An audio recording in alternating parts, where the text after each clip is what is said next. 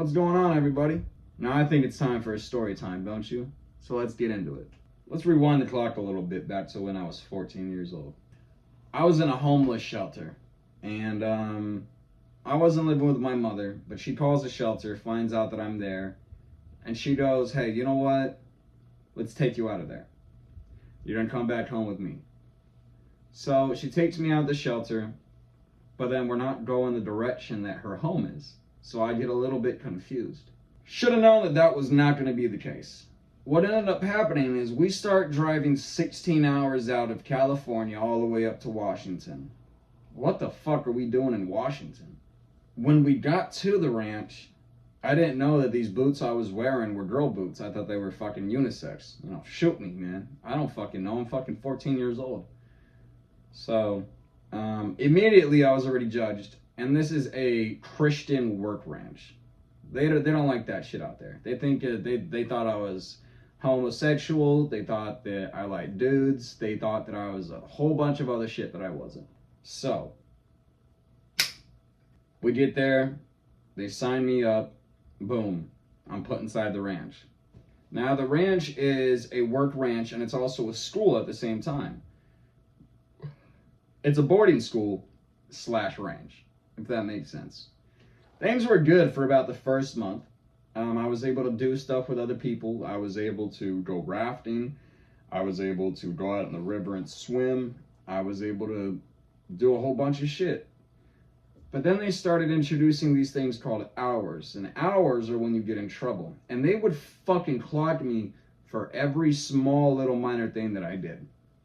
Every little thing.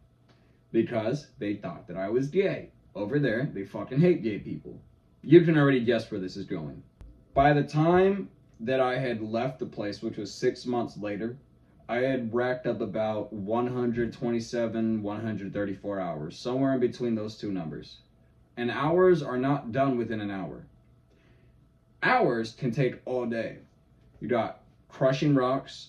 You got moving rocks to one pile to another pile, and then moving it from that pile that you just moved it to back to the pile that you moved it from originally. You got chopping logs. You got hauling logs up until the whole wall is filled. You got irrigation. You got cleaning up cow shit. And it's a big 3-acre farm, so that shit is not getting done easily. Most of the time, I was crushing rocks, splitting logs, and hauling logs, and moving rocks. The 4 most awful fucking ones. And you don't get to pick them. They pick them for you. So it's even worse for you. On the 3rd month, I attempted my first runaway. I had left about a block or 2 away from the premises, and then I had met these old people in a house. Originally, I walked up. It was dark. It was around 11, maybe 12 at night. So I walk up to their property. They got a closed off fence. I open it up a little bit. Next thing I know, the light is on. I'm getting greeted with a shotgun from the porch. You know, what do you want? What the hell are you doing on my property? So I explained to them what was going on. After I explained a little bit, they lowered the gun. They invited me inside their home. I explained to them deeper inside what was going on. And they said, look, you got 2 options. You either haul it all the way back to California right now with little to nothing, or you just go back and figure it out. And at the time, I really didn't have a plan. So I went back and I tried to figure it out. They loaded me up with food, snacks, all that. And we're not allowed to have outside foods. So walking back, I find a little tree that's inside the ranch but hidden. I stash it underground. I dig a little hole. I put rocks over it, leaves on top of it. There's no way anybody could have found out. But I go in and then I go to sleep. Next morning, Cameron is my bunkmate. He says, "Oh, where were you last night? Nobody was looking for you, but you weren't here." And I said, "Yeah, I know. I tried to run away." And then we got into a little conversation, and he goes, "So what happened?" And I said, "Pretty much they told me I can do this, I can do that. But at the end, they ended up loading me up with some snacks. I hid that." So I entrusted him with that information. And he's not a bad guy. He's just a blabbermouth. But he had this one friend, And he was just the worst. Tattletale, teacher's pet, loved to be number one, loved to be appreciated for every little thing that he did. So, of course, he snitches on me, shows them where the food is, and then they give him some food from my bag and say, hey, you can have this. That motherfucker eats the food in front of me. He does. Later on, he eats the fucking snack that they told him he could have right in front of me, and I'm just fucking... That's when I found out what happened. I was pissed. And then the people brought it up to my attention, and they said, did you sneak out last night? I said, no. It's gonna be me. They brought up the bag of food, and they said, you sure about that? Ah, fuck, man. I was already found out about it. I admitted to it. I didn't tell them where I got the food. I told them I stole it from a fucking gas station that was down the road. Because there was a gas station down the road. It just wasn't open at the time that I ran away. Pretty much, I did hours for that. Maybe 20 fucking hours for that. My second time running away was a month after that. So we're on month 4 now. Pretty much what had happened was I tried to run away in the daytime. That was a fucking mistake. I got not even half a mile down the road when one of the guys that was working on the facility got a fucking cowboy rope, put it around me, hog-tied me, then had 2 people pick me up and throw me in the back of their little golf cart. They hauled me off in a solitary confinement, which is in the main building, but it's upstairs on the roof compartment. So, you can already imagine how that was. 48 hours, moldy bologna sandwiches, having to ask to use the restroom. Whenever I could use the restroom, they gave me a bucket to shit in, to piss in, to do all my business. It's not really ideal, if you ask me. They had somebody watching me 24/7 for the full 2 days, right outside, so they could hear me, they could see me shitting, but whenever I tried to talk to them, they wouldn't. That's one of the things. They won't talk to you. You have to feel like you're alone. The only companionship or friendships that I had in those 2 days was staring outside and watching everybody play and do their own thing. It was miserable. When I got out of solitary confinement, I got more hours. And when you're not doing hours, you have to sit inside on a bench. There is no playing. There is no fun. It just, you study what you have in school, and that's it. You sit on the bench. Do your fucking time. And that doesn't stop until all your hours are diminished, until you work them all off. So just keep that in mind. Before I attempt my 3rd and final runaway, I ended up getting in a fight in school. And that fight was just such bullshit. It really was. The same morning that I got into the fight, this piece of shit named James that was there, he wanted to be cocky. He wanted to be an asshole. So when it was breakfast time and everybody was eating pancakes, gravy and biscuits and sausage, I had a bologna sandwich. That's all they would give me. So he's cutting his pancakes, putting peanut butter on it, spreading it all around. Then he puts his fork in and takes a bite. He goes, looks right at me and says, I really wish you could have some, Austin. These are really good. No. That pissed me off. So we were in class after that.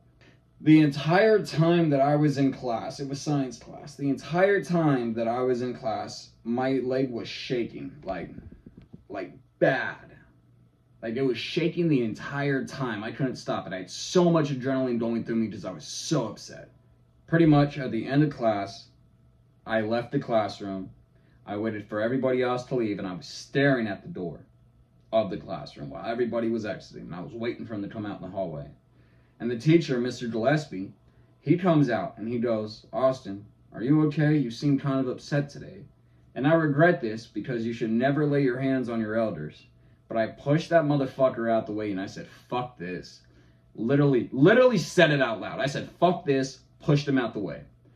I didn't run, but I walked fast into the classroom. And then as soon as I saw him, I made eye contact. He turned around like, huh? And as soon as he made eye contact with me, I laid my first hit. I fucking beat the shit out of him. He ends up falling onto the desk, from the desk to the floor, and I start wailing on him, beating the shit out of him. You're not gonna fucking eat pancakes in my face and brag about it while I'm eating moldy ass bologna sandwiches while I'm in trouble. That's one thing you're not gonna fucking do. So I started wailing on him for I think at least a good 3 minutes. And it was some good fucking hits. It took 3 people to get me off. So they ended up calling for backup. And then one of the teachers, Aaron, that was his name, he came in. And then he's the one that stopped it. He pulled me off. He's strong as shit. He's one of the strongest motherfuckers I've met. He pulled me off and he says, if you do anything to fucking hurt me or hit me with your head, with your elbows, with anything, I'm going to punch you so hard in the gut and you're going to feel it. I said, all right. I'm done. I promise. I calmed down and they said, go outside now. I go outside, I'm pacing around, just pissed as fuck. Nothing could calm me down. I was pacing for about an hour and a half. They even tried to call me back in the class, and I said, no, I'm not fucking doing it right now. A week passes by, and his parents call the place, and they say they want to press charges against me. I'm already planning my third escape by then. That's fine, baby. Go ahead and do it. But the week after that, I got into another altercation, I guess you could say. There's this motherfucker named Gabe that was staying with us in the ranch, and he was just a dorm down from ours. And at nighttime, he tried to be a comedy clown. He thought it was funny to moan in the middle of the night when everybody is trying to sleep. So he was doing it. Huh? Yeah, not funny at all. But he was doing it, kept doing it. I yelled at him to shut the fuck up, and then he did it again. So that just pissed me off so badly. I waited to hear footsteps in the hall. I looked out the hall to see who it was. I got out of my bed, looked in the hall to see who it was. Sure enough, it was Gabe getting out of his bed. That's your fucking mistake right there. After not listening to me, after doing that shit while I'm trying to sleep, and then you're gonna go use the bathroom, that's your mistake. So he's walked into the bathroom. He has his fucking back turned to me. He doesn't see me coming up. So he's taking a piss. I pull him while he's taking a piss. And then I push him against the wall. And I say, you're going to fucking stop this shit right now. And then he smiles. He smirks. And he says, or what? I saw nothing but red after that. I pulled him back. And then I slammed him against the wall. And I said, or nothing. You're going to fucking stop right now. And then he smirks again. Which really fucking got me. Especially after he just saw me beat the shit out of another guy. That fucking got me. So, I might have lost my temper a little bit. And, I smacked. I punched him really fucking hard in the eye socket. And he had a black eye for about a week after that. Of course, I got 35 hours for that. Even though he was the one that instigated it. But, you know, whatever. After that, I went right back to bed and finally got some sleep. Don't regret it at all. Fuck that little piece of shit. Anyway, we are on our third runaway attempt. And pretty much, I do the same thing that I did before. I waited until 11 to midnight when the person on guard, on shift, fell asleep. Then when they fell asleep, I went into this dude's fucking locker. I stole a pair of pants from him. And then this other dude, Isaiah, this black dude, he was really fucking cool. Even though I was an asshole to him for a little bit, he was really cool with me. He actually gave me $5 to help me out. Which, hey, you know, you think about it, $5 isn't a lot. But to us, $5 was a lot of money, and we aren't even supposed to have money. So that was really cool of him to do. And then my buddy Cameron, he gives me a water jug, and he says, you're going to need this. If you're going to be out on the road, you need water. Please take this. I said, all right, thank you. I thanked both of them, put it all in my backpack. I left. And let me just say this. I did not have clothes. They took away my clothes after I started getting in trouble a bunch. They took away my clothes. I didn't have any except for work clothes. That's why I had to steal the pair of jeans. So, yeah, I went to the old couple's house that I went to before, and they understood my predicament. They said, okay, here's what's going to happen. We'll drive you to the next town so that you won't be in the wilderness. That way they won't find you. But from there on out, you're on your own. I said, okay, that's fine. The wife gave me $30, and then the husband went in the bedroom and then gave me another $40. So that was really nice of them. They gave me money, they gave me matches, they gave me snacks, they gave me supplies to last. And then they told me which directions to go. So I did. I headed out on the road, made it to the next town. I stopped at a McDonald's after about 3-4 hours of walking. And I ordered a... What did I order? It was a sausage and egg McMuffin with cheese. I remember that because I made it last the full 2 days that I was hitchhiking. I would take small little nibbles here and there. And so after that, I go to the gas station. I get a map of Washington, a map of Oregon, a map of California. Just in case. I already know my way around California, but just in case I got lost. So, yeah. After I got those maps, I headed out on the road again. I caught about 5-6 rides within the first day. I didn't sleep. I didn't take any rest. Maybe I sat down for 30 minutes because my feet were killing me. Other than that, there was no rest. There was no sleep. I had to make sure that I got out. This was not an option to go back. This was, you're on the road. You're going to do this. There is no if, ands, or buts. So, yeah. On my last day, which was the second day, I ended up meeting this guy on the border of Oregon and Washington. And he had no hand. He had no right hand. It was cut off in a sawmill accident. And then that motherfucker showed me a picture and he goes, look at that. It was his fucking hand just like laying there on the floor all bloody. It was really gnarly, but it was kind of cool at the same time. I hadn't smoked weed in a long time, but he offered me some. And I go, you know what, man? Yeah, I'm fucking smoking. Let's do it. So we smoked, we get high on the way there, and he goes, hey man, do you want a pack of cigarettes? I go, I would kill for a pack of cigarettes right about now. He gives me a free pack of Marlboro Reds Hundreds, which is why I started smoking Marlboro Reds Hundreds on the daily, all the time. It became my brand. He drives me back to his house. I meet his girlfriend. I'm there for about an hour and a half just resting up. And they go, what are we gonna do with him? What are we doing? And he goes, I don't know. Do you know where you live? I said, yeah, I live in Stockton right now. I mean, that's the last place I was living, right? So that's all I can think about right now. He goes, okay, here's what we're gonna do. We're gonna buy you a Greyhound ticket from Portland, Oregon, all the way to Stockton. And all I ask is that eventually you repay it.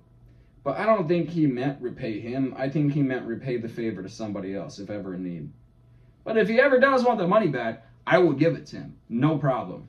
No problem. Anyway, he calls up his friend. His friend comes. We get in his car. We drive to Portland, Oregon. And he tells me what to do for the Greyhound. I go, okay, I'll make sure to follow that. Exactly. And I did. I ended up making it back to Stockton the next day. So essentially, I guess 3 days, but really 2 days. And that's about it. I ended up moving in with my brother. And then I got kicked out of there because his landlord found out. So I ended up moving in with my old stepdad, who became my boss. I was doing construction with him in the summertime. And then when that was over, we were doing school. I just thought that was a kind of an interesting story. I thought somebody might want to hear it. So it was a really good experience. I did love that experience of hitchhiking from Washington all the way back to California. That was pretty fucking cool. I'm not gonna lie. That was one of my favorite experiences to this day, and I would not give it up for anything. I got to walk on the open road. I got to meet new faces. I got money for no reason. I was able to see nature. I was able to walk on the road that people are only allowed to drive on the Washington and Oregon border. And that is fucking magical. That is fucking amazing. And that's the part that I want to trade for anything, because I can still remember how it was to this day. And I'm thinking about it right now, and it's amazing. If any of you guys ever decide to do that, just walk on that road where you're only allowed to drive, I suggest doing that. I mean, I don't suggest doing that because it's illegal, but if you're in that predicament, I suggest doing that. But that's all I have for right now. So, up until next time, my name is Austin Tui. I'm reviving my old YouTube channel from 2014 for the rockabilly scene. Thank you for watching.